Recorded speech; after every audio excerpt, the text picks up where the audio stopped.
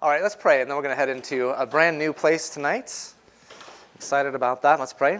Dearest Lord God, we do thank you for another beautiful day here in the Antelope Valley. Thanks for the wonderful weather that we enjoyed today, and a sign from your hand of the fact that you take care of your earth and do such a good job of that. Thank you also for the opportunity to meet together here tonight and to study your word together. I pray that we would be attentive to what you have for us from the couple of places we're going to look at tonight. Lord, we are convinced that that understanding what you've created in terms of a backdrop for your revelation is important to us as well. So we want to know everything that we can about what you have revealed and why and how you've revealed it so that we can understand you better. And that's our ultimate goal, Lord, is to know you and to emulate you as well in our lives. So we pray, Lord, that you would help us to be open to that tonight, that your Spirit would move among us, and that we would be responsive to it. In Jesus' name, amen. Donna, would you mind hitting the light back there? And Bob, behind you too, the light, just one of those would be great. Or somebody, oh, sorry, make you move. Oh, you're fine. Just a little bit easier to see it here. Do a little bit of review along the way and some new things as well. Here we go. We're going to work our way towards two important places tonight. Just to remind you where we've been. Last week, of course, Caesarea Philippi, up in the very furthest north part of the land, and Dan as well, right next door to it. And we talked about the time of Jesus' private preparation of his disciples before he heads back down to Jerusalem for the last week of his earthly ministry, the Passover Passion Week. He's going to take his time to make his way back down to Jerusalem. It's going to take some weeks to travel down there. And as he does that, he's going to gather crowds to himself again and actually start to do some more miracles. And we'll come across some new people as well. He heals Lazarus on his way back down to Jerusalem. He comes and meets with Zacchaeus as well in Jericho. Remember that story?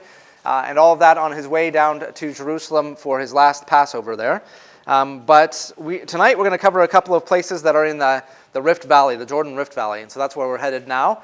It is that, again, that big, well, I'll take you some pictures here. On our map here, it's this, remember it's in this cleft right here that moves all the way down from Syria in the north down to the middle of Africa, to Lake Victoria in Africa. But it reaches its lowest point here at the level of the Dead Sea, which is 1,700 feet below sea level. And so we're moving down through this cleft in the face of the earth called the Jordan Rift Valley, or for our purposes, it's actually the Syro-African Rift. It's a section of that. And that's where we're going to find ourselves today. What we want to know about that area is that it's incredibly dry most of the year. I think I've told you maybe way back when that Jerusalem, right over here, gets about as much rainfall as Seattle does in a year. Okay, it's quite a bit of rainfall, but you just move about 25 miles to the east, and that drops down to much less rain than we get in a year. So a big contrast between just a 25-mile distance, okay? Because all the clouds roll in off the Mediterranean here, and they hit the warm air here, and they dump their rain right there, and then they move off into the desert this way, okay? So during the summertime, the winds reverse, and they blow off of the desert and blow towards the Mediterranean, and so it's much warmer in Israel during that time. But all of the rain basically stops right here on this ridge, on the mountain ridge there, and doesn't make it down into the Rift Valley there. However, water does come in there because of, again, when the rain falls on the limestone hills down here through the hill country, that water gets absorbed, stored, and then finds its way out in springs, and there are several springs down here along the valley. But it also comes when it rains. Oftentimes there are flash floods that make their way this way as well. So there are dry riverbeds called wadis that are dry most of the year, almost always, except when it rains really hard on these mountains, and then water comes rushing down into those canyons. And it can be very dangerous. In fact, tourists, lots of people are killed every year because they want to see these flash floods, and they don't realize how amazingly powerful they are. And you have virtually no warning because it's raining 25 miles away to the west, but you can't see those clouds, and you can't see that. You don't know that it's raining unless you're paying attention to your weather app, I guess. And then all of a sudden, water comes rushing down, and it could be dry, completely bone dry where you're at, except for these flash floods that come screaming through that area as well. Okay, so that's the Jordan Rift Valley, and that's where we're going to be headed in today. It's always an impression in my mind when I think about it. Dr. Bookman, when he leads trips through here, he always says this is a place where once you get into it, you can't wait to get back out of it because it's just hot, oppressive, and you feel like you're down in a cavern, basically. Yeah, go ahead. So the Dead Sea, the surface of the Dead Sea is about 1,700 feet below sea level, so minus 1,700 feet. Yeah, and yeah, minus 1,700 feet. Because remember, the Sea of Galilee is about 700 feet, minus 700 feet below. When we go down to the to the Dead Sea, it's about another 1,000 feet lower in terms of elevation there. Okay, what's that? 1,700. Yeah, minus 1,700 feet. All right, so let's keep heading into, so I'll just give you a little bit of an orientation. I like to come back to this map. I think it really is helpful to see the differences in elevation, and you can even see what we've been talking about all along the way, that this is the best place for travel, right? Because it's flat and green, so that's just an indication of the friendliness for moving caravans and moving armies through that area. The Rift Valley looks friendly, except that, again, it's way down below sea level, and it traps the heat down there. So it's really hard to move through there. There's not fresh water. Well, the Dead Sea, obviously can't drink from that. It's all salt water, and it's difficult to get fresh water down there in that Rift Valley, except from the Jordan River. But even then, that river today doesn't flow very fast or with a lot of volume down through that area now. Okay. Here again is our 5 different areas, remember, that we talked about. The furthest one is the Eastern Range, which is on the eastern side of the Jordan River. Then we have that Jordan Rift Valley right here. And then the Central Range. And the Central Range is where all of all the cities, the major cities for Israel and Judah are during their history, including what would be right here at our R would be Jerusalem there. And then we talked about the coastal plain all the way out here. And the transitional zone between the coastal plain and the central plain, which is called the Shephelah. Okay, so those are the 5 regions of the land, and now we're in that second region, the Jordan Rift Valley. Any other questions before we head further in? I want to make sure I leave in time for questions and scratching where you're itching as well, if need be. All right, no questions? That either means I've done a wonderful job so far, or you're so confused you don't know where to start asking your questions. I'm going to go with a wonderful job and just pretend that that's the case at this point. All right, so we're moving down from the north in Dan down towards the south. And we're not yet to the Rift Valley, but we come across the end of another valley here. And this is where we're going to spend our time tonight. And you can see this mound right here. You see that? What does that look like to you? A tell, absolutely right? It was, at one point, a natural hill, okay? But you can see that there's been building on top of it that has improved it and made it higher up above. And that's where we're going to spend our time today. This is Beit Shan. And Beit Shan is spelled all kinds of different ways. Almost any different book that you pick it up, you're going to find a different spelling of how it's spelled. So I'm going to go with one way, and that is to spell it B-E-T-H with a dash, and then capital S-H-E-A-N. And again, you'll see that a number of different ways spelled, but I'm trying to keep it consistent in the way that I show it to you. So that's basically what it is, although I took this slide from somebody else and they didn't put a hyphen in there, so I don't know. Different view of it. So you can see that this part of it is still green. And what I want to show you in this picture, this is really interesting to me, maybe not so much to you. But if we think about the Jezreel Valley, and some of you are going to be able to picture that, on the very first day, we're going to be up there on Mount Carmel looking across the Jezreel Valley. And I told you there are 3 big markers down there that really help you to get yourself oriented. Right? There's the Nazareth Ridge, there's Mount Tabor, and then there's Mount Gilboa, so the Hill of Moreh and then Mount Gilboa. Okay, those are the kind of the boundaries as you're looking around the Jezreel Valley. And when we look at it from Mount Carmel, you're looking basically east, a little bit north as well.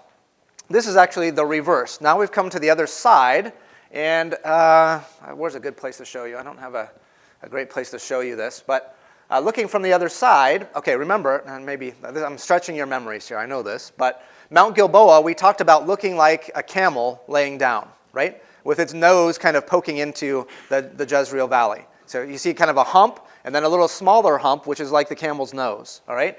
And that's it right here. This is the camel's nose, and this is the camel's hump. So this is Mount Gilboa, but now we're looking at it from the opposite side. Now we're looking from the east to the west, and so this is in the west, and so everything here is going to be backwards from what we saw in the Jezreel Valley. You just have to take my word for it, but this is helpful for orientation for those of you who have been there, and it will be much more helpful to you after you've been there to understand what's going on there. Okay? So that's Mount Gilboa. This is the Hill of Moreh right here.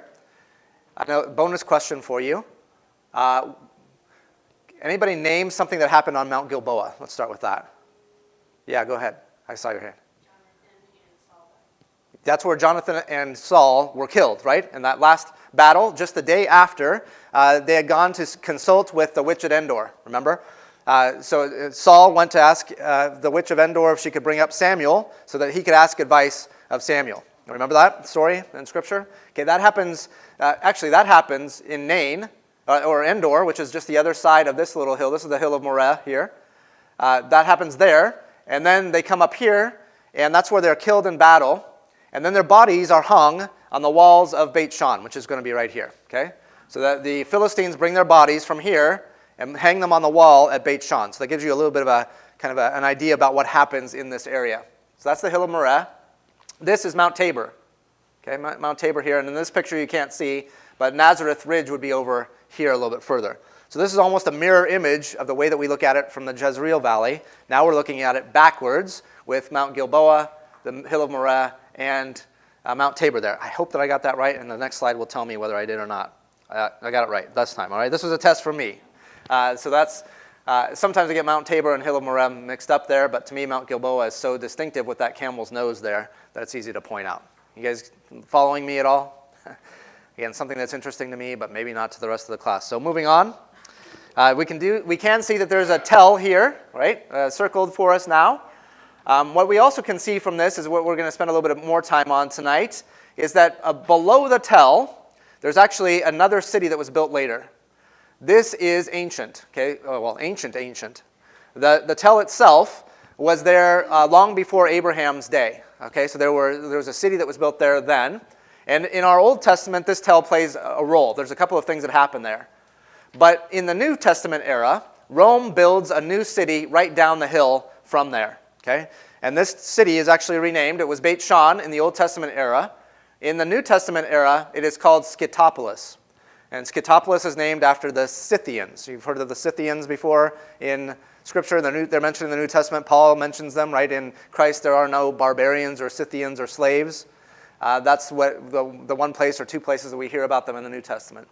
Scythians were conquered by the Romans and probably were used to build this city, and so it was called Scythopolis. But it's more of a New Testament city down below than the tell up above.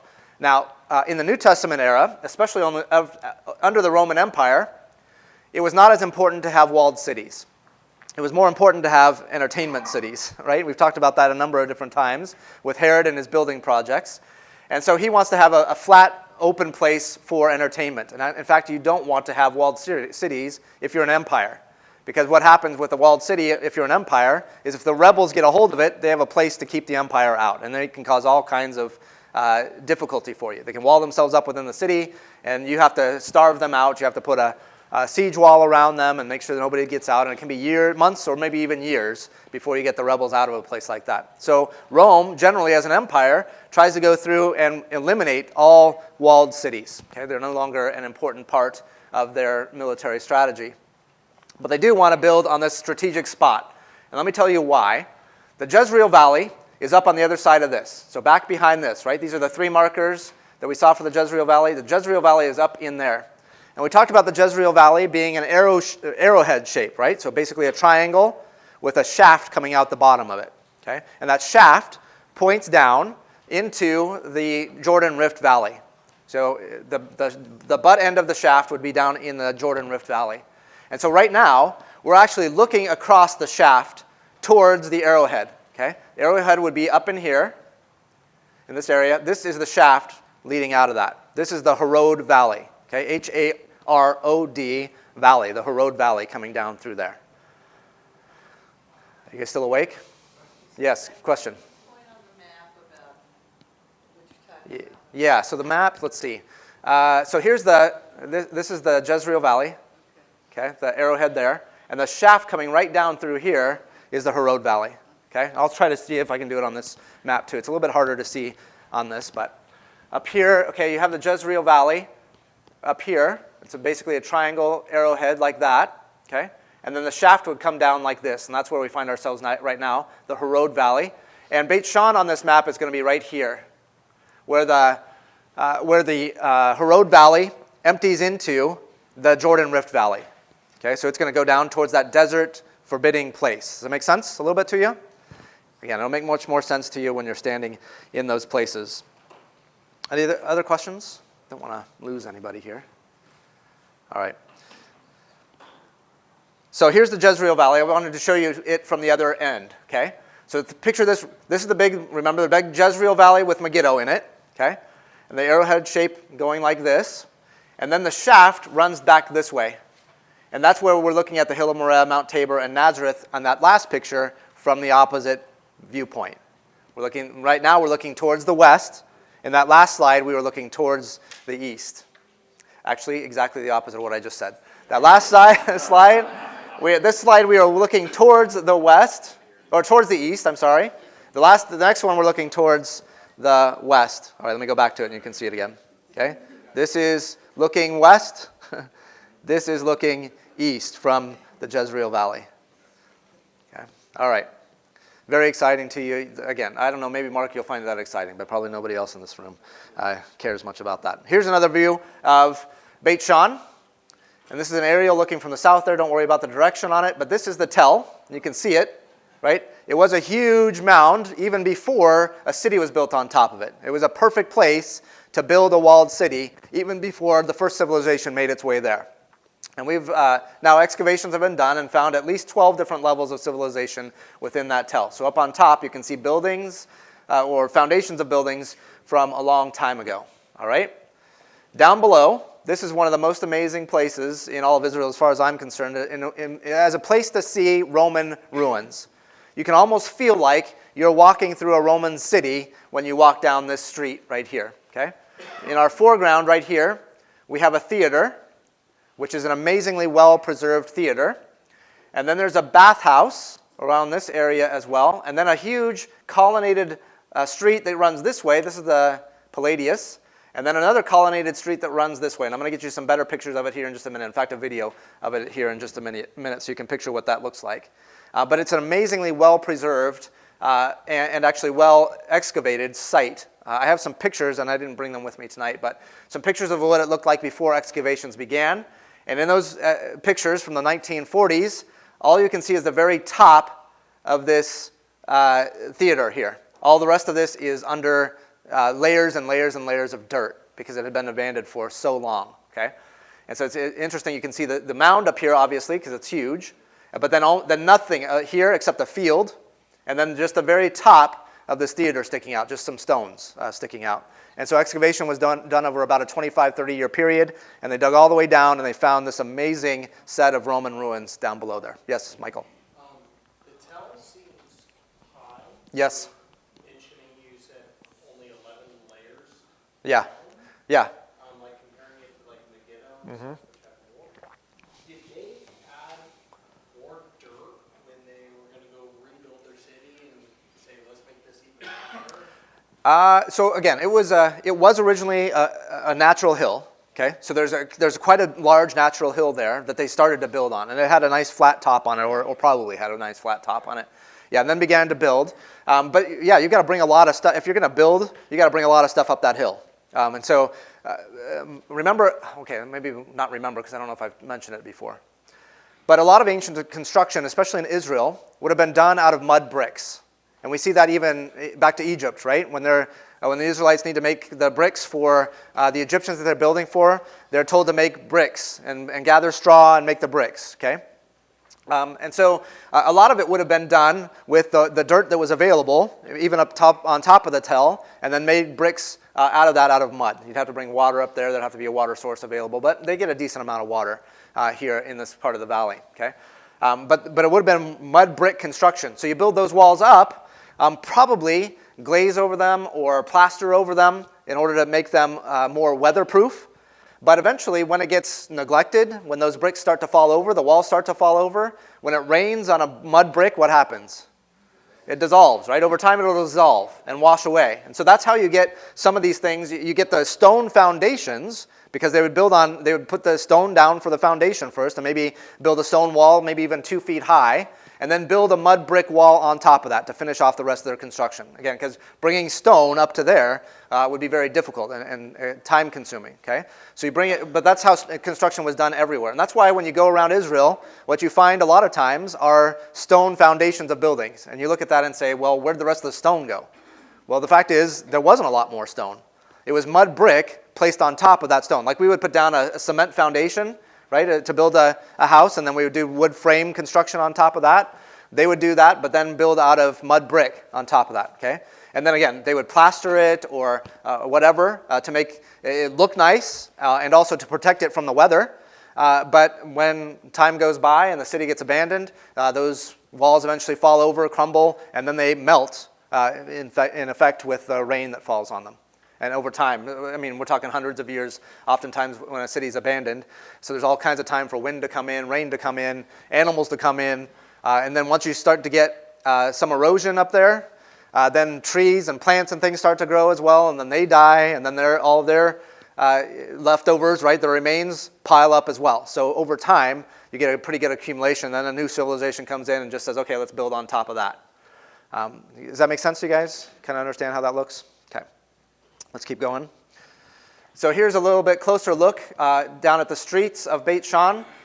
Here's that theater here, an amazing theater. The acoustics in there are incredible. Every time we go there, somebody will get up on the stage and they'll start singing, and you can hear them very well from there. The acoustics are amazing from there. And so we'll spend some time there. Again, before this excavation began, all you could see was this part right here. Okay? All the seating area down here that would hold about 7,000, 8,000 people was not even exposed 50, 60 years ago, okay? And so all of this has been dug out. And look at all these columns that are down here, right? And buildings and bathhouses, all this stuff has been excavated over the last 50 to 60 years. All right? Yes? Is everything preserved naturally? Did they have to, did they replace columns at all? Stacked stones? Yeah, there is some reconstruction that's taken place there. But a lot of places they left as is, and this is particularly where they did that. There was a huge earthquake. In fact, we know the date of the earthquake. I could tell you it was on January 18th, AD 749. There was an earthquake that happened, and a lot of these columns fell over. And so these are actually the place where they were left. And you can see, so they left them even right here, the columns laying down. This was the result of the earthquake. Probably by that time, there were very few people living there anyway. And that was kind of the last straw. This is built, again, remember that whole Jordan Rift Valley is actually an earthquake zone, just like we would have here. And that's why, partly why it's so deep, is because of erosion, because there's a fault line there, and then erosion happens, all of that along the fault line. And so this is right next to the fault line, just like we are. And so they had a huge major earthquake there, and they found these pillars exactly like this, all fallen in the same kind of direction from the earthquake there. But there has been some reconstruction that's done there, and I couldn't tell you what's been reconstructed or not. I can tell you I wouldn't want to reconstruct it because those columns look awfully heavy to me. They're huge columns. All right, so let me show you a video of this place. This one's pretty well done. I've got to fast forward a little bit because they try to make you dizzy at the beginning of it. But there's a young couple who does quite a good job on videos. And they did this one. Their names are Sergio and Rhoda, and you can look them up on YouTube. And they put out new videos all the time. In fact, they've done some live streaming even recently, where they're walking through a place, and they'll tell you when they're going to walk through, and you can actually walk through with them live. So I've given you just a little bit of a taste for them here. I'm going to fast forward once we get this video started just for a few minutes, but you'll catch everything that's important from this video. It's about a 10-minute video or so. And I'm going to get an advertisement to begin with, looks like. Sergio and Rhoda. Let's see if it'll let me skip the ad. Okay. Now let's see if it'll let me fast forward. It's thinking.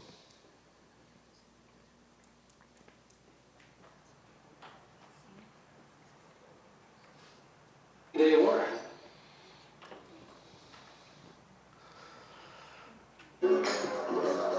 All right. In the 1st century BC, the Romans built 10 cities in the Middle East region and called them the Decapolis. Today, the remains of only 2 of them are within the borders of Israel. Scythopolis was the greatest of the 10 cities. And due to the great earthquake that destroyed it, it lay in ruins untouched until it was excavated. In the 8th century AD, there was a huge earthquake here that leveled the whole city. But the story of this city does not start with the Romans. It goes much further back in time.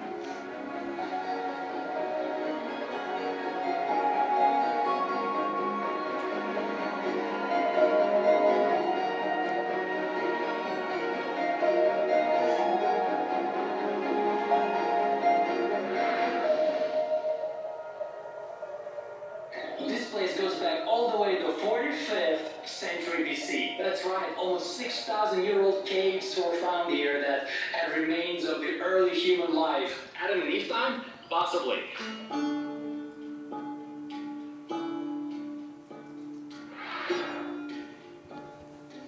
There is so much history here.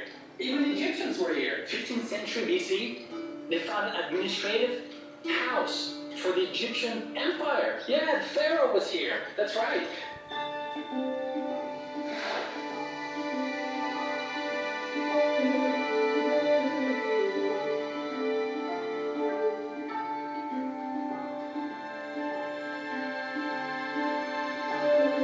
This behind me is one of the most important art pieces from the Canaanite time that were found here in Israel. It shows a fight between a lion and a dog. Dog resembles the keeper of a city, and the lion resembles a plague, something that harms the city. And as you see, the dog is biting the lion, trying to protect the people from the plague. I think the cat would have done a better job. Like Fifi. Really?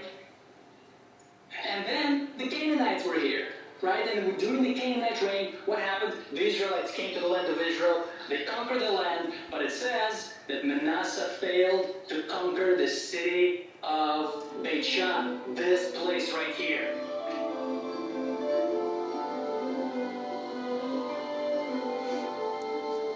We read about Beit Shan in the scriptures as a place where King Saul's body, along with his sons, was hung by the Philistines when they were defeated.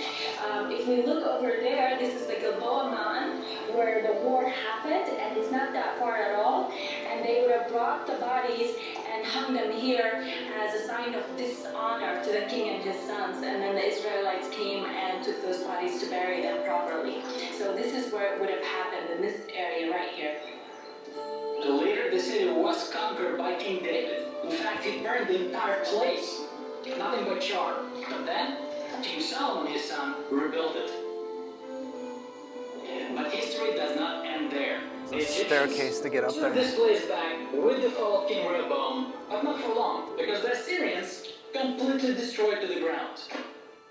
For 3 centuries, this place lay in ruins, until in the 3rd century BC, the Greeks rebuilt it and renamed the city to Scythopolis. But the history again does not end there, because a century later, the Hasmoneans, the Jewish rebellion force, destroys it one more time. So then a century later, what did the Romans do? They said, forget this place. It's ruined. It's still here. The ruins from that time, they're still here. The Romans say, we're going to rebuild Scythopolis, but not up here. We're going to build it down there and going to make it the greatest city in the region.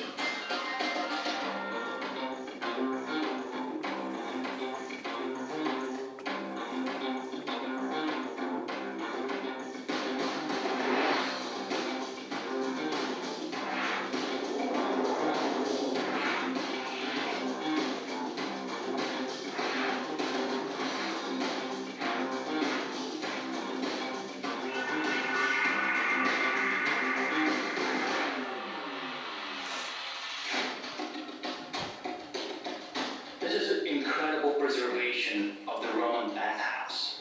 Absolutely spectacular. Look at this. So this is how it worked. Outside of the bathhouse, they would have those chimneys, so they would burn the wood, and hot air would blow through under the floor, in between those little pillars, and that hot air would heat up the water that would be above the floor of those pillars. So today we just see the pillars. There's no floor, But you can imagine a layer of floor here that would be really hot and heat up the water. That's your bathhouse. What a technology.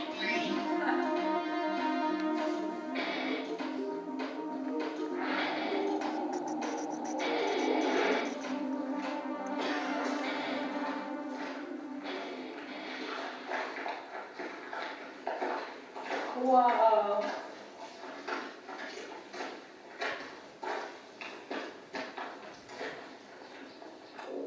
What? You better sing harder. You know what we should do? One of us will go up there with a camera, one of us will stay here, and we'll speak or sing really loud, and we'll see if you can hear it up there. Because they say they're built in such a way, like you might echo, that you can hear the voice travel everywhere, right? Right. Okay, you want to sing? No way. Alright. I'll go with that then. Guys, the people coming to see the show. Welcome to the amphitheater.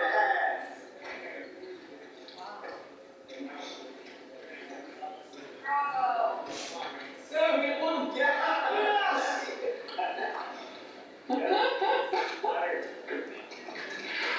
One bravo, one bravo.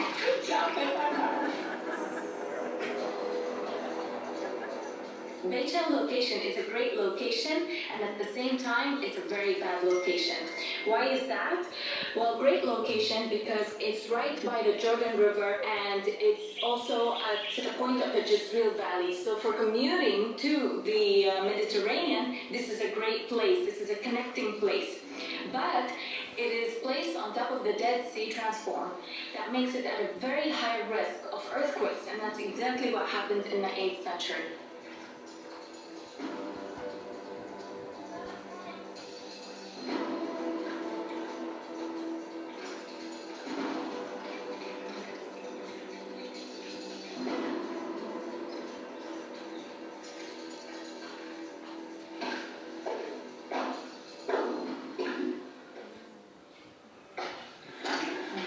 What is over there? I feel like there's an animal coming out of us. But something obviously hangs out here.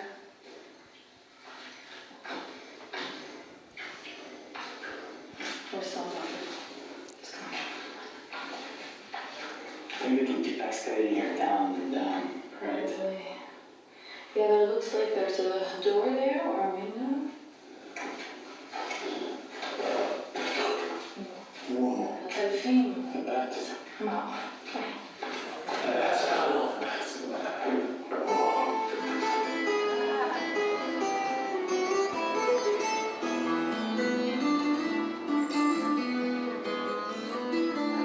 Okay, I'm going to go ahead with this. They're going to go into a restaurant here, and they're going to see some kind of typical food, the kinds of things that we may encounter while we're in Israel. So just pay a little bit of attention here, and you can see what you're going to get a chance to eat. So, oops.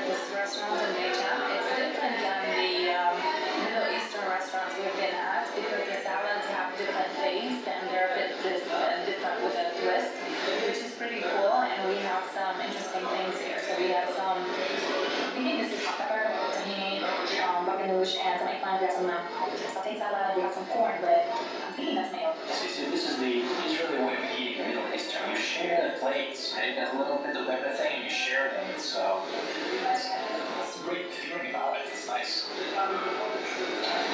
So these are the famous Israeli shibudim. They're the shish kebabs, I don't know what you call them, but they have this marination to them that is so unique. You won't find it anywhere else in the world. It is absolutely delicious. If you're in a Jewish Israeli area in a restaurant where they serve these, you gotta get them from chicken. If you're in an Arab village, get from lamb. Their specialty is lamb. We hope you enjoyed this episode as much as we enjoy this food. All right. So, questions? Anything come up from that? Yes, go ahead. I've noticed that the videos, there's like no one or just few people. How busy are the places going to be when you go there? Yeah, that's a good question. Sometimes it depends on timing. She's asking how busy the places will be when we go there. A lot of the places they were showing were empty. Depends on the timing a little bit. This last year when we were there with Bookman, we got to Beit Shan the very first thing in the morning, and we had it all to ourselves as well, which was really nice. And actually, you want to get to Beit Shan early because it gets hot there in the afternoon. So the earlier you get there, the better off you are. Of course, then it makes it hotter when you get to the other places further down in the Rift Valley too. But it's really nice to get to Beit Shan early. And it depends. It's really strange. Last year, everywhere we went, we were the first ones there, and we had basically the whole thing to ourselves. But it depends on when school vacations are, both in Israel and for people in the States, because there'll be tour groups that come from the States, depending on school schedules and all that kind of thing as well. So last year, we just happened to hit the right week where we were there when nobody else was. And everywhere we went, we had the whole place to ourselves. It was crazy. We had wonderful weather, and it was just great timing. So we'll hope for that kind of thing again this year. But a lot of places that we go won't be terribly crowded anyway. There will be a couple of days where we'll go to places that most people don't go to, and so we'll have a lot of that kind of to ourselves. That will not be the case in Jerusalem. It doesn't matter what time of year you're there in Jerusalem. It's always going to be crowded there. We're always going to have people around us, and there's some really enjoyable parts to that too. I mean, it means that there's more restaurants available because there's more people to enjoy restaurants, and there's kind of something to see a lot of different people in one place too, and we'll definitely see that in Jerusalem. All kinds of Jewish sects, all kinds of Christian sects, all kinds of Islamic sects there as well. So we'll see all kinds of different people, all kinds of different Catholics and Protestants, and people from all over people dressed in different ways, distinctive ways. So it's a really interesting place in Jerusalem to collide with that kind of thing. We won't get that as much in other places, though, that we go to. There'll be a tourist, but they'll look more like us in most of those places. They'll be from Texas, basically, probably. California, Texas. So, but yeah, there'll be some places where hopefully we'll get there at the right time and avoid some crowds. And that makes it easier to teach and just to hear and all of that. But like I said, we'll have radios where I can broadcast to you, and you'll have an earpiece that you can hear me, so it doesn't matter how many people are around, you should be able to hear me as long as you're within 100 yards or something. And if you get past that 100 yards, I've rigged the radio so they'll give you a little bit of an electric shock the first time. It's not quite lethal, but will be somewhat uncomfortable. If that happens to you a second time, it'd be a little bit more of a shock, and third time may be lethal. We don't know yet, so haven't lost anybody yet for that. But almost. Let's see. So the question is, are they mostly kosher restaurants? Yeah, you're going to find that almost everywhere we go. That there will be at least kosher options. Actually. By law in Israel, you have to strictly adhere to kosher law in order to have certain kinds of restaurants. So there'll be maybe one family will own two restaurants. One will be kosher and not kosher, and they'll be somewhat near each other, but there's a distance that they have to observe between them. So there's all kinds of laws and rules and regulations about that. But you can find non-kosher restaurants, but that's more difficult. Almost everything we find will be kosher. Even McDonald's, they don't have cheeseburgers in McDonald's. So there's some of that too. Seating areas, especially in Jerusalem, there's that kind of thing too. That kosher and non-kosher are kind of separated physically in those kinds of restaurants. Okay.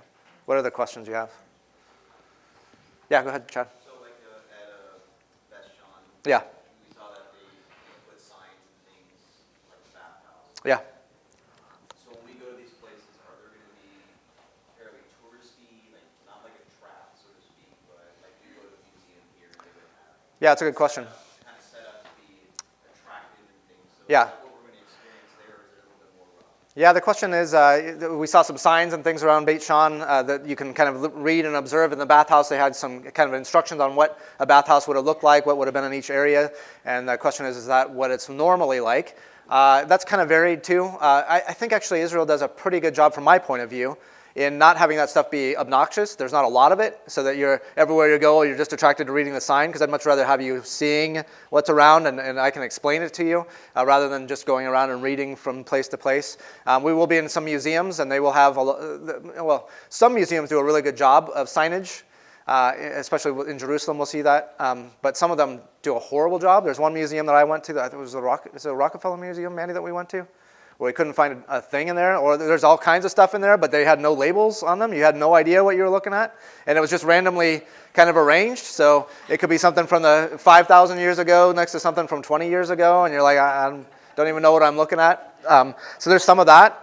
It just depends on who has budget for what and what they want to do in setting things out. But for the most part, I think you're going to find that what you really need to know will be there. But really, it's minimalist in terms of signage, which I think is actually helpful. Like Masada doesn't have a ton of signage, but they have, if there's a major area that you walk into, it'll say this is what this area is. Probably won't give you, like some places in the States, you'll stop and there's a monument, and it gives you 15 paragraphs, that you're supposed to read through or whatever. They don't have anything like that anywhere that I've been in Israel. So it's usually minimalist in terms of signage, which I think is, again, helpful, not distracting. Okay. Don't want to cut off questions, but if you have a question, we'll come back to some of them. Okay, so now we're moving. Oh, you know what? We're going to go. Let's stay with Beit Shan here for a minute, and I'll just give you a little bit more information about that, and then we'll move on to our second place, which is En Gedi. So somewhat surprisingly, Beit Shan is not mentioned often in the Old Testament. Basically, Sergio and Rhoda told you every Old Testament kind of occurrence of Beit Shan in our Old Testament. The biggest thing that happens there is when Saul's body gets hung on the wall there. Okay, and the other important thing is that it is not conquered, not taken by the tribe of Manasseh that is supposed to take it. And so the Philistines who lived there are a thorn in the side of the Israelites for quite some time afterwards. They weren't able to take the tell until David's time, and David then took it later. And then actually it's awfully surprising because given its location at the southeastern entrance of the Jezreel Valley and guarding one of the most important Jordan River crossings, there is not much mention of it in the New Testament either. In fact, the Decapolis is mentioned, right? And you saw that in the video. The Decapolis are those 10 cities, Greek cities, built up around the area. And we do have mention of Jesus going to the Decapolis and sending his disciples into the Decapolis, but really not much mentioned by name of Beit Shan in particular, which is odd, given its location. It's certainly a place where Jesus would have walked by, but we don't have any indication that he actually went there, which I think is actually interesting because, again, it's a large population center, but again, mostly a Hellenistic, a Roman city, and so Jesus didn't spend a lot of his time there. He spent a lot of his time up in Galilee where he could encounter both Jews and Gentiles there, but we have no mention of him going to Scythopolis, which is a bit odd given its size and importance in terms of strategy elsewhere, but it might have been a place that wouldn't have been all that receptive to Jesus' message either. Not that the places that were Jewish were very receptive to his message either, as we saw the last few weeks, right? So you saw the Roman bath complex there. Why do we go to Beit Shan? Mostly we go there to see what it would have looked like to be in a Roman city in that time. It doesn't have a lot of biblical significance, but I think it's a place we can't miss because of its amazing impression that it makes on you. So you can get a sense of living in a first century Roman city that would have been familiar to Jesus. I'm hoping we'll get a little bit of that when we go to Sepphoris as well, if we go to Sepphoris. Remember, Sepphoris is that city right north of Nazareth where Jesus probably would have worked with his dad in the construction of that as he was growing up. And actually that has some spectacular ruins as well from the first century, so get to see a little bit of that. But I think you'll just really enjoy spending a little bit of time at Scythopolis. It's one of my favorite places to go as well.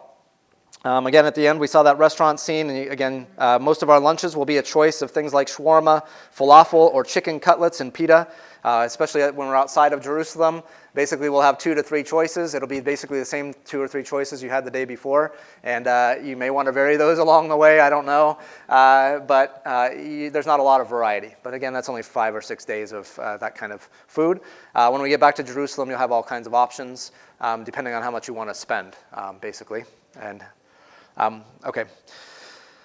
One other thing I want to tell you, and I know not everybody's going to Israel with us, but we've also structured our trips so that our first 5 or 6 days when we're on the bus are our longer days. They're the days when we're going to see more things, so we'll take more stops.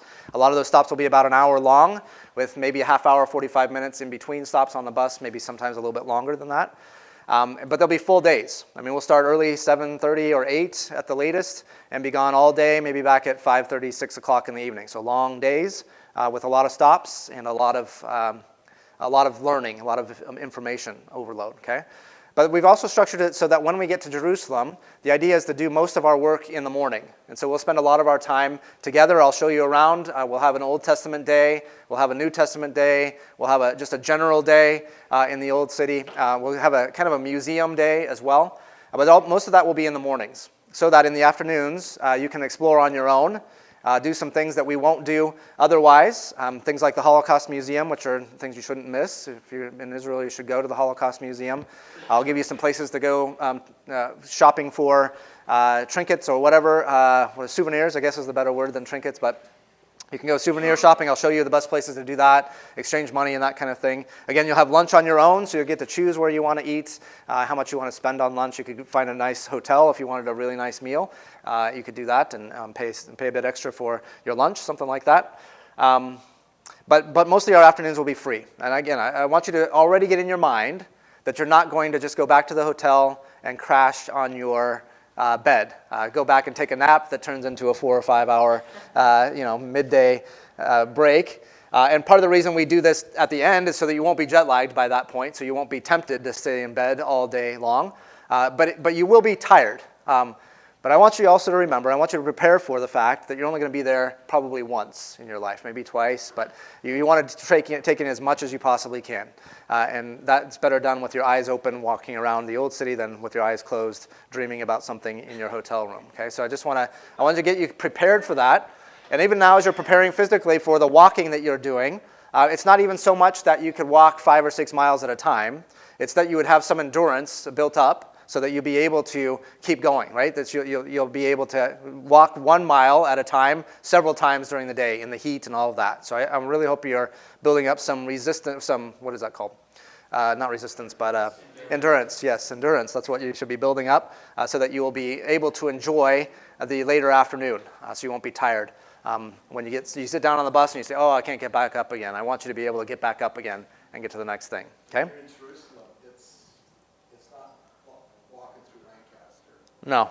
It's up and down on cobblestones, which is uneven ground, and it is a bit more, a bit more demanding. We will do a lot of up and down in Jerusalem. But again, trying to moderate that a bit so that it's mostly concentrated in the morning, give you a chance to have a break before your afternoons. All right. So that's Scytopolis or Beit Shan. I want to move us on to the second place then in our Rift Valley, which is much different than Scytopolis. And this is placed down a little bit further south. And this is what the Rift Valley looks like. In fact, this is the Dead Sea here. And you're looking, up at these wadis. This is up towards, so you're looking from the east, you're looking west. So Jerusalem, I can't tell from this angle here, but Jerusalem would be back up in here somewhere. Okay, this is the Dead Sea. And then you've got a system of caverns. Is that a cavern? No, it's not cavern. What is that called? Like a canyons that run up these wadis here. So these are where those flash floods come through. Again, it rains up here on these hills, and the water comes rushing down these, which are mostly dry canyons during most of the year. But for several minutes or hours, they can become raging torrents of water. Okay, so they're dumping down into the Dead Sea from all this direction down here. Actually, the other side looks very similar on the Jordan side. So it's actually a little bit more flat and a little bit higher towards the Jordan side. But this is looking towards the Israel side from the Dead Sea. And what we're making our way now towards is En-Gedi. And En-Gedi is right through here. And it is a spring and a canyon that is well watered. Again, we talked about the rain falling on the hills and then springs coming down through. Well, there's a spring, particularly strong spring, that flows year-round into a place called En-Gedi. And I want to show you, again, what that looks like. This is the Nahal, or dry riverbed, David, from above, working its way down into the Dead Sea. So this is a place where water rushes quite frequently. You can see walking paths along it as well. See these walking paths right here. So people can walk up that way towards Jerusalem from the Dead Sea. And now here are the En-Gedi mountains from the palm groves. Now there's down below in the Rift Valley, you'll find every once in a while little oases. And this is one by En-Gedi. This is what Jericho looks like largely too. Jericho in the Old Testament is called the City of Palms. And you would think, why in a desert area like that would you have a city of palms? Well, we have a city of palms in a desert area, I guess, too, right? Palmdale. But there are places, there are springs, that rise up and water down from below these groves of palm trees, banana trees, all kinds of things grow down in there. Okay? And so there are places where it's just plain green, a green patch in the middle of a desert, watered naturally by these springs that come from the Judean hills, which aren't even visible from there. And here, now we're starting to work our way up into the Nahal David, and you can see some waterfalls if you look carefully there. This is the spring of En-Gedi that's working its way down towards the Dead Sea, but you can see along the spring you've got trees growing, which is unusual, and shrubbery, all of that in this area. And all of a sudden you have a break from the moon-like kind of landscape that you come across in the Rift Valley. And because of that, you have large herds of these goats that are, ibex is actually what they are, and you see them quite a bit in that area. I've only seen them in that area. You may come across them every once in a while in other places along in the Judean wilderness, but I've only seen them there at En-Gedi.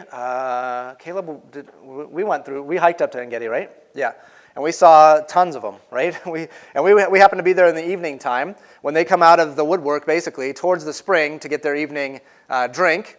And we saw adults and babies and all kinds of stuff, and we kind of followed them and didn't get too close to them, but they weren't all that impressed by us. They didn't run away from us. They didn't try to avoid us very. They weren't scared of us, so you get these little baby ones as well running around there, these little ibex. It's really fun. I hope we get a chance to go there. I think we're going to. You have to plan it just right because the entrance to this place closes pretty early, and if you don't get there in time, you don't get to go up on this little hike. So we're going to make our way there as quickly as we can. We don't want to miss anything along the way, but it's really fun to get to this hike if we get a chance to. Okay, because it's fun to see these little guys and to watch them walk up and down the sides of these cliffs, and actually not just walk, they can sprint up and down these sides of these cliff faces on the sides there. So that's kind of a fun little experience there too. So En-Gedi is a biblical place as well. I want you to think about this. Turn your Bibles to 1 Samuel chapter 24, and we can turn on the lights back there too so you can read your Bibles as you get to them. Thank you. By the way, I need to mention again, we have 3 spots open for Israel this year. So if anybody is interested, today is really the last day to tell me. Tomorrow is the due date for getting your deposits in. So there's 3 spots available. And just please let me know if you want one of those, or if you know somebody who wants one of those, let me know tonight or tomorrow, and we can get you signed up for that. It's a rare opportunity. We won't go again until October of 2022. So if you're itching to go well before that, let me know. 3 spots and 3 spots only available for that. If not, we just go with 42 people, and that'll be okay. Just a little bit extra leg room for me on the bus, so that's all right. All right, 1 Samuel chapter 24. I guess I should probably do that in my Bible as well. 1 Samuel 24. It's on page 314 if you're reading my Bible. What's that? 412. You have more notes in your Bible than I have in mine then, apparently. 1 Samuel 24. Actually, mine's a large print, so maybe that's what it is too. So, yeah. Verse 1, 1 Samuel 24. Okay, this is where David is running from, in a sense, avoiding contact with Saul for some time. David's already been anointed the next king. Saul knows that, and so there's a bit of conflict there, right? You don't want to. Saul doesn't want to admit that David's going to be the next king, that the Lord's anointing has left him, and so David is staying out of his reach for some time, and he finds himself, or he actually intentionally goes to, I think, this very place that we just saw pictures of, the En-Gedi spring, and you can see it kind of described here in this passage. So let me read it for you, starting in verse 1 of 1 Samuel 24. When Saul returned from following the Philistines, he was told, "Behold, David is in the wilderness of En-Gedi." Now, okay, we would say, okay, well, that means that he was right here, right? Well, that depends on how you understand naming. Did people later name this place after this biblical place, or has that name been preserved for the centuries since then? It might be some combination of both of those things, that the name tends to stick to a place over time. But it's also convenient if you want to sell tickets to a place like this to say, oh yeah, this is En-Gedi where David was from 1 Samuel chapter 24. You understand what I'm saying with that? But I think it fits. I think this is actually the place in this case. Then Saul took 3,000 chosen men out of all Israel and went to seek David and his men in front of the wild goats' rocks. And that makes sense, too, with what we just saw, right? The wild goats' rocks. Again, the only place that I've seen that many ibex would be right there.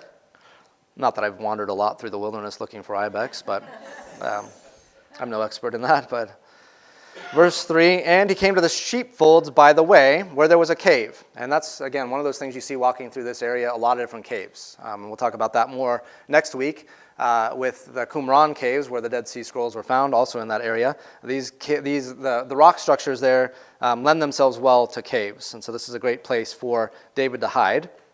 And Saul went in to relieve himself. No commentary on that. Now David and his men were sitting in the innermost parts of the cave. And the men of David said to him, here is the day of which the Lord said to you, behold, I will give your enemy into your hand, and you shall do to him as it shall seem good to you. Does that sound like a test?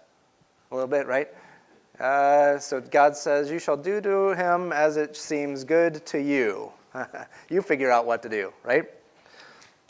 Then David arose and stealthily cut off a corner of Saul's robe. And afterward, David's heart struck him because he had cut off a corner of Saul's robe. You hear the tenderness even of David's heart there? He feels bad for cutting off a corner of the guy's robe, right? He said to his men, the Lord forbid that I should do this thing to my Lord, the Lord's anointed, to put out my hand against him, seeing he is the Lord's anointed. So David persuaded his men with these words and did not permit them to attack Saul. And Saul rose up and left the cave and went on his way. Afterward, David also arose and went out of the cave and called after Saul, my lord the king. And when Saul looked behind him, David bowed with his face to the earth and paid homage. And David said to Saul, why do you listen to the words of men who say, behold, David seeks your harm? Behold, this day your eyes have seen how the Lord gave you today into my hand in the cave. And some told me to kill you, but I spared you. I said, I will not put out my hand against my Lord, for he is the Lord's anointed. See, my father, see the corner of your robe in my hand? For by the fact that I cut off the corner of your robe and did not kill you, you may know and see that there is no wrong or treason in my hands.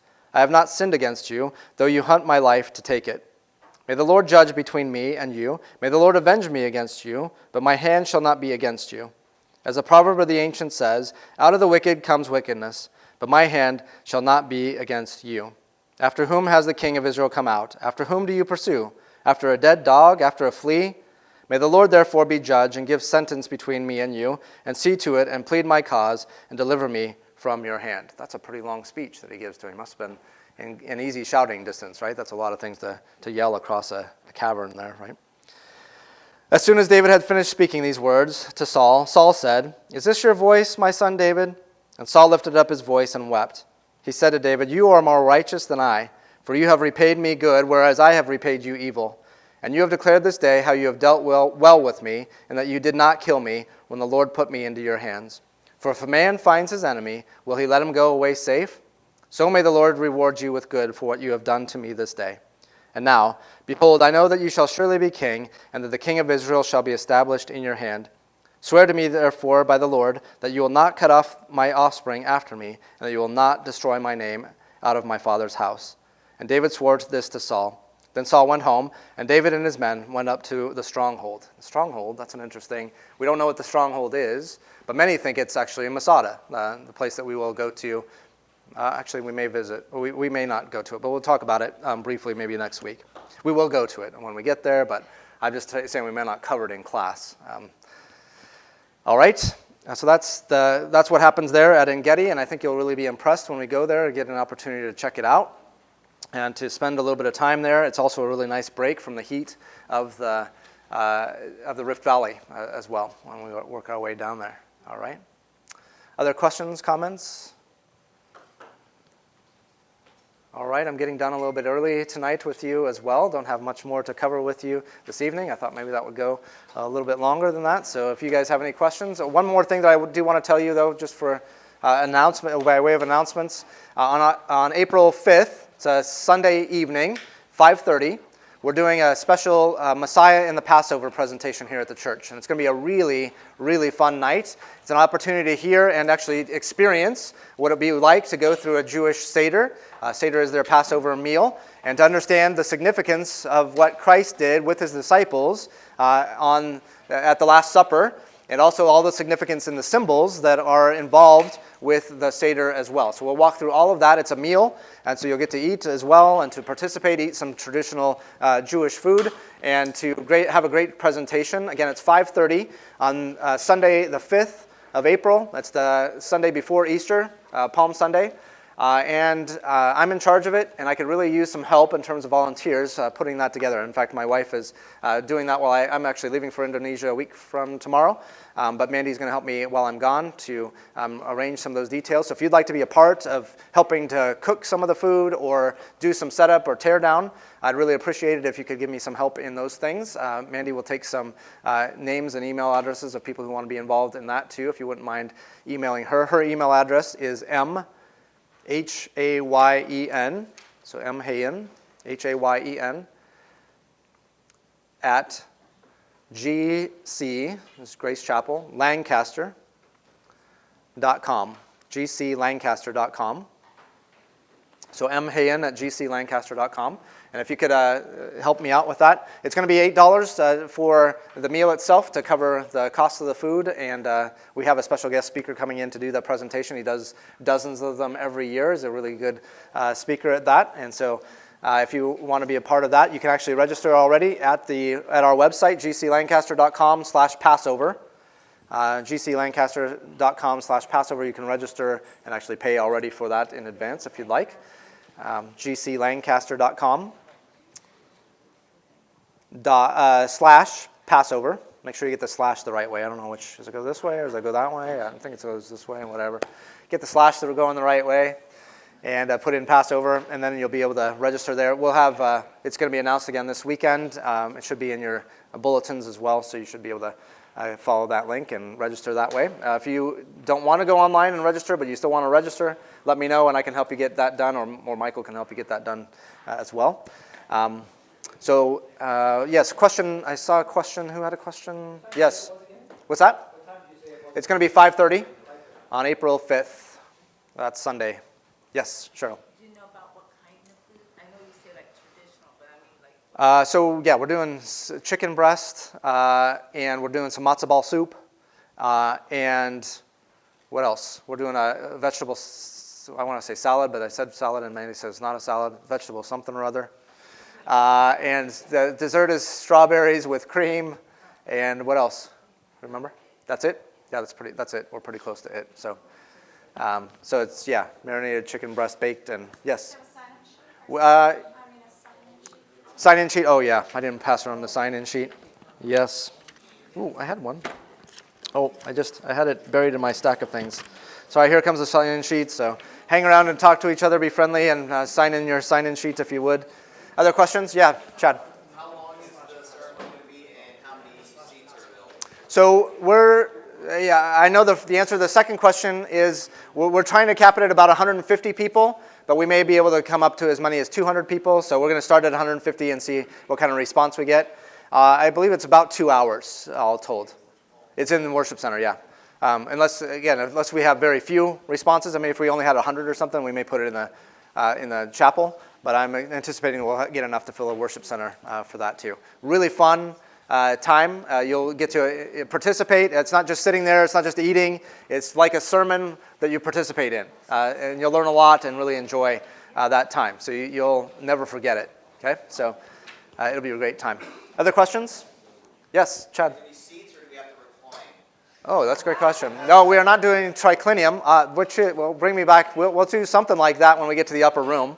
When we go to Israel. But no, we'll have a table, and there's a very specific way that they set up the tables, and we'll do it also. You're sitting in chairs facing the stage so you can watch what's going on up there. Not a bad idea to do a triclinium, though, and to just have 3-sided seating with a U shape, and everybody recline, and bring your pillow. I'm just afraid you'd fall asleep during the presentation, that's all. So, other questions? Yes? When I go to Jerusalem, what kind of food do I like to eat? You can get a little bit more fancy Israeli food there. So, I mean, you can find, like I said, you'll get some shawarma and falafel and that kind of stuff at the stands that we go to, but you don't really get the high-quality hummus, which I really like the fresh-made, high-quality hummus. You can really find that around Jerusalem. There's good pizza places. There's good, what else? You can find almost anything you like in Jerusalem. What do I like to eat there? That's a great question. I like to be fast and cheap. That's just who I am. So, because I want to go someplace and see other stuff, and so whatever I can do pretty quickly, that's pretty close to where I'm already at. That's kind of what I do. Because I'm not so much concerned. I love to eat, and I love to eat a lot of different stuff. But while I'm in Jerusalem, I like to see a lot of stuff. That's what I'm there for. But I do like to experience some things. So I can give you some suggestions when you get there, but I can't think of too much off the top of my head. Mark, you have any input on that? We were in the old town. Yeah. So out in the big city, it's a big city. Yeah. And we went, we only went into the big city like once or something. Yeah. This time we used to get, we were 6 days inside the old city. Inside the old city. We could have hamburgers. Yeah. Yeah, and like I said, there's good pizzas and. You gotta make sure which table you're sitting at. Yeah. So there's bigger variety in Jerusalem for sure. But you can even find fast food and things like that in Jerusalem. Like you can find a McDonald's. There's another place or two that we stop that McDonald's is an option too. When we go down towards the Negev, towards Beersheba, and then turn back towards the Sheilah, there's a McDonald's that we stop at normally there. Yeah, food is good and pretty healthy. McDonald's is weird and very slow, honestly. The one that I've been to, they are very slow. Like, I couldn't, yeah. I'm sorry, I don't have much better specifics on that.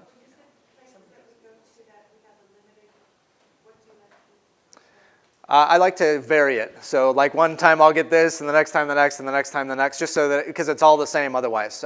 But usually you have the choice of falafel, which is it's a vegetarian kind of ball that's fried. And you can get that here. Like if you go to a Mediterranean restaurant here, you can try falafel if you wanted to ahead of time. And then it'll have tomatoes and cucumbers and tzatziki, which is a sauce that they put on it, and it's wrapped in a pita like a wrap kind of. And that's usually an option. And then they'll have what's called shawarma, which is usually which is almost barbecued grilled chicken. That is also with the same kinds of stuff inside. And sometimes they'll let you go and put your own salad stuff on, so you can put as much as you want to, the different tomatoes, cucumbers, all that kind of stuff. So sometimes you can do that yourself, sometimes they do that for you. And then the other option sometimes is a chicken cutlet, so it's just a piece of flat chicken that's been breaded and fried, and then also in a pita with the same kinds of stuff on it. So I like to vary those. Like one day I'll eat one day I'll eat the other I'll eat the other. But it's not bad. And that's like 5 or 6 days again, so you get the same thing 5 or 6 days. It's not bad. You're not going to hate it, but you might be bored with it after the first 2 days. So I like to vary it a little bit and try different things with that. Yeah, what other questions? Yes? What makes food kosher? So how it's prepared is part of it. There are things that can't come in contact with other things. So no dairy can come in contact with any meat. So you can have dairy and you can have meat, but they can't be prepared in the same place. So even a kosher house, like if you have kosher Jews living in Lancaster, for instance, you'll find that their houses have 2 kitchens. There's 2 different refrigerators, 2 different preparation spaces, 2 different ovens, all that kind of stuff, so that they can prepare each thing separately without having those things come in contact with each other. And so that's a big part of it. The ingredients are a big part of it. Obviously no pork, there's no shellfish of certain kinds. All the things that are prohibited to eat in the Old Testament law are also prohibited in kosher. What's that? Yes, the way the meat is butchered, absolutely. And how the blood is drained and all of that is a big part of kosher too, absolutely. Yeah, I'm not an expert on kosher, unfortunately, but that's what I know. Yes?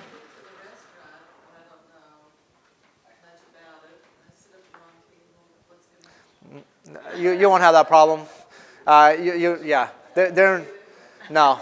It's more the restaurant owner that would get in trouble than you would, and so they're more conscious of that. So there are people in Jerusalem who will come around and they'll inspect things, right? And so if you're not obeying the kosher laws, they'll ding you like they would at like they do in the ratings in our restaurants here. So it's more the restaurant owner who's going to say, if you're eating, sit in this area over here, and it'll be marked in some sense. But again, in Jerusalem, I mean, you've got all kinds of people doing all kinds of stuff. So it's very difficult for them to do that. As long as you're trying to be conscious of it, you're not going to get in trouble.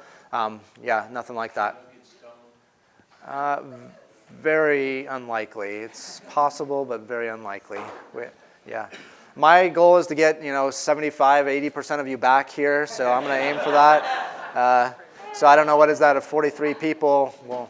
We'll aim for that. I haven't had anybody stoned yet on any of these trips. So. All right, other questions?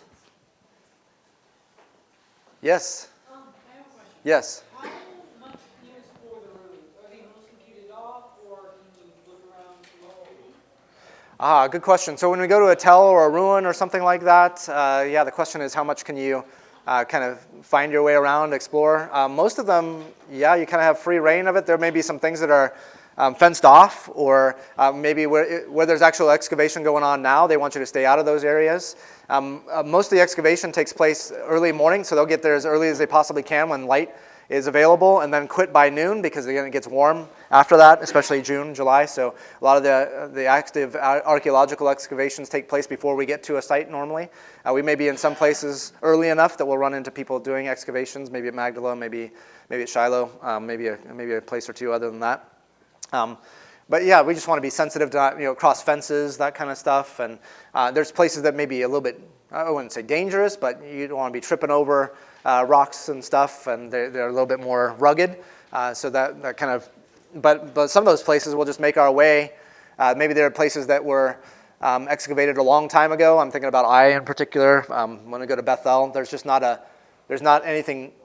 I mean, it's like walking out into somebody's backyard almost. You want to be careful and sensitive to the people around, but you're not going to disturb anything. And a lot of them aren't well protected. There's not fences around them or gates. Some of the places that we go to, some of them there are, but like Megiddo or Beit Shan, there's definitely a place where you go in and pay, and then you walk in. But like when we go to Beit Shan, everything you saw there, you could walk around and touch stuff and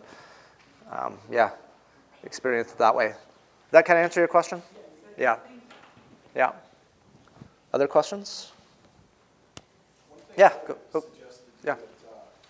The old city is you can get on the top of the wall. Oh yeah. Walk around the perimeter. That would be something I would do early, as soon as you can. Because it gives you a little bit more idea of where you're at. Yeah. There's a city walk. I think they call it city walk, and there's a number of different places where you can pay, and then you can walk up a staircase, and then you can walk around the parapet, the top of the wall, and you can see, from that perspective, a lot of different things. Now, all right, I don't want to scare you, but there were a couple of people from our church a number of years ago who did almost get stoned there. There were kids throwing rocks at them as they were walking around the top of the wall up there. So. I don't think that's going to happen to you, but they were rattled by it a bit. So I'm not trying to discourage you from doing that, but that can happen there. Michael. Just about final payment for the trip. Yes. Are they going to send us an email or something? I believe they're going to send you an invoice, and it should be within the next probably couple weeks. It's going to be right around $4,000. I think. Again, it depended a little bit on how many people we had go. So if we had gotten to 45, it may have been a couple dollars cheaper, but I think we're going to be right around $4,089 is what they quoted us for 35 to 45 people. And so they're finalizing the airfare, like who all is participating with us in airfare, and then how many people we had and how many rooms we had, all that kind of stuff. So you should, and March 5th is the cutoff date for new people, so that means that they should be sending you an invoice before too long. I've asked that question. I didn't get a real specific answer on that. So, but I wouldn't think it would be too long, because the payment is due April 10th, right? So it should be coming up here. But plan on about $4,089 is what I know of. Yeah. Other questions? Good. I love questions. You guys are good. That's great. All right. Well, you guys enjoy the rest of your evening. See you later.